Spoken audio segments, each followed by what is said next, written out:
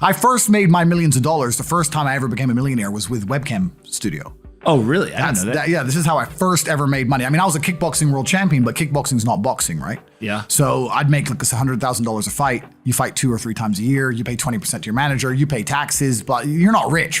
So you get like 30 to 40% of the money. Yeah, and I didn't consider myself rich. Like 30, 40 grand chunks, twice a year, maybe 3 times a year. Living in London, London rents, need a car. You're trying, you're not rich in any way. And that's actually the reason I retired, because I woke up one day and I thought, I'm giving 6 hours a day of absolute focus and energy to this. And I believe I'm smart enough that if I put that much tenacity into something else, I can be a multimillionaire. I truly believed that. I was like, I've realized now I've reached the pinnacle of kickboxing. My choice is either to change over to MMA, which I was offered to do earlier in my career, but at the time the kickboxing contract paid more money. I had to pay the bills, so I went with kickboxing. Change over to MMA, learn to wrestle, change over to UFC, blah, blah, blah. But this is also like 7, 8 years ago where even the UFC didn't pay the money it pays now.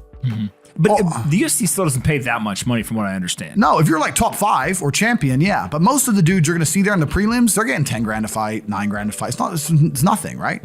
So it'd be like starting my career all over again. And at the age of 28, I thought, I don't have the gumption to start again. I've been through hell for this. I've broken my hand 8 times. My ribs have been broken. I don't want to do this all over again. So what do you do when you realize that, hey, maybe I don't want to keep fighting? I decided to get rich. What does that mean to you? When you're sitting there, you're getting, $30,000, $40,000 kind of net on a per fight basis.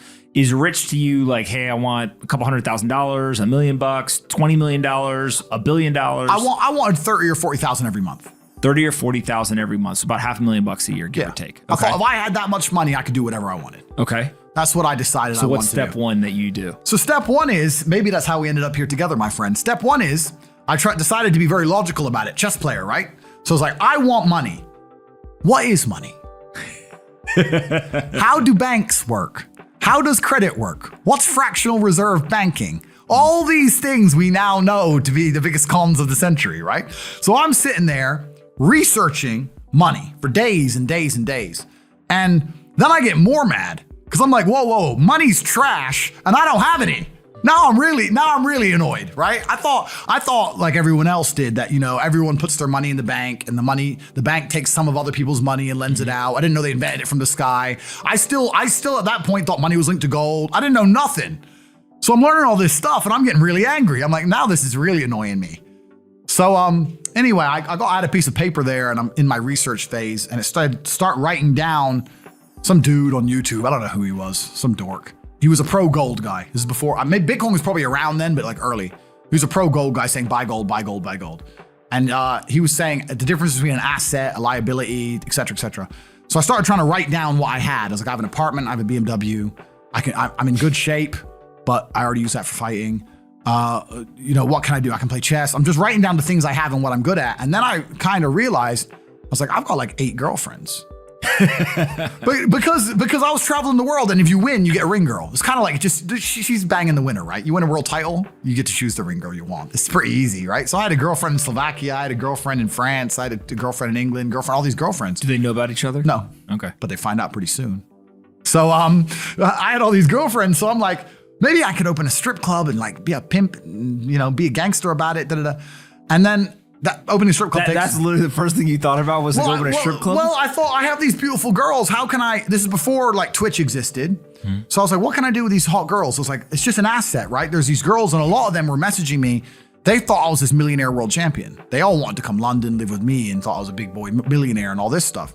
So it's like they do because of social media. Well, partially because of that, and also because they met me. I turn up, I fight, I win the world title, I leave. We're texting each other. They assume I'm this big boy, right? So I'm kind of like, what am I gonna do? What am I gonna do? I thought, man, I investigated strip clubs, way too much money. But this asset class of beautiful women was kind of on my mind for a few days. And then by absolute coincidence, I stumbled upon somewhere on the internet. I was on one of those websites where you used to download like free games and bullshit from.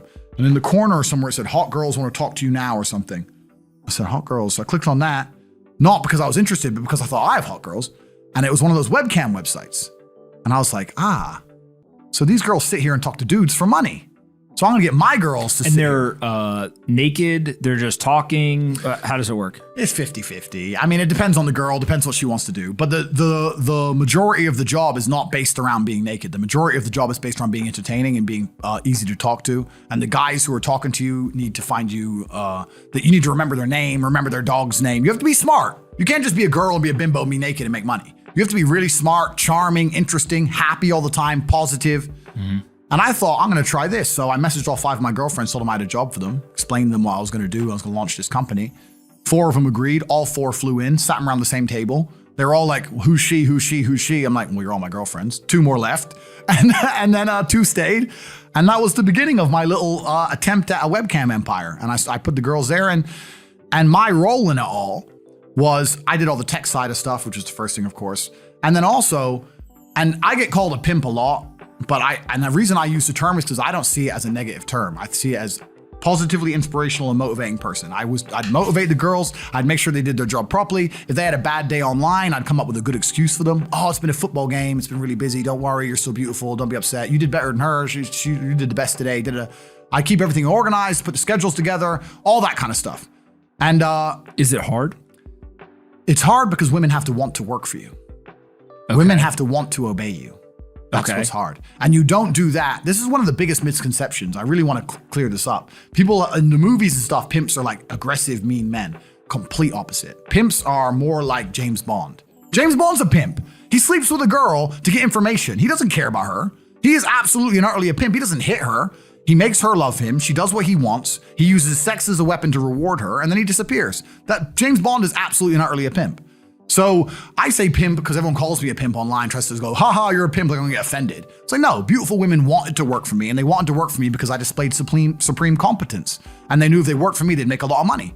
So whenever I was out, I'd meet a waitress and say, well, look, you're working 10 hours a day for pennies. You can work 10 hours a day for me, make 10 grand a month, 20 grand a month. And over time, I just built up this big little empire of webcam girls. At one point, I had 4 locations, 75 girls working for me. And I was doing. And we say locations, like, explain what goes into a location. I just rent houses. All right, so you rent a house, and in the house, you just literally, hey, go live here. There's like technology set up, and then you can basically just sit in front of the computer and literally be on the other end of one of these webcams, and guys are paying by the minute, by the hour, or whatever, to talk to you. It's their choice whether they are doing it fully clothed, just talking, getting naked, whatever, and then you're taking some cut of it. Yeah, basically. So I had girls who would live in the house. And that was pretty impressive. I just broke down the webcam business. Bang, you done it, man. You nailed it. No background information. Yeah, you nailed it. You nailed it. You nailed it. So the girls who lived in the house would have set amount of hours they want to do, and then we'd have rooms that they could book in and do X amount of hours. A girl could come and do 1 a week or whatever. We'd have rooms they could share. And then, very much exactly like you said. They'd go online, they'd do their hours, they'd have their regular customers, they'd get their money. And then I'd take around half of the money, around 50%. You take 50%. Around 50%. Okay. Is that high or low compared to the rest of the industry? I'll tell you why it's very low. It's low because every time a girl would quit and try and do it by herself, she'd make a fraction of the money overall because she hasn't got the instruction, she hasn't got the motivation, she's just lazy with it, right? And women have a very different mentality to money than men. If you show a woman how to make $1,000 in an hour, she'll think, I only have to work an hour a week. Whereas if you show a man how to make $1,000 in an hour, he thinks, I can make $18,000 a day. That's the difference between us. So if I had a girl working for me making $20,000, she got 10, I got 10. If she quit, she'd make 3 for herself, if that.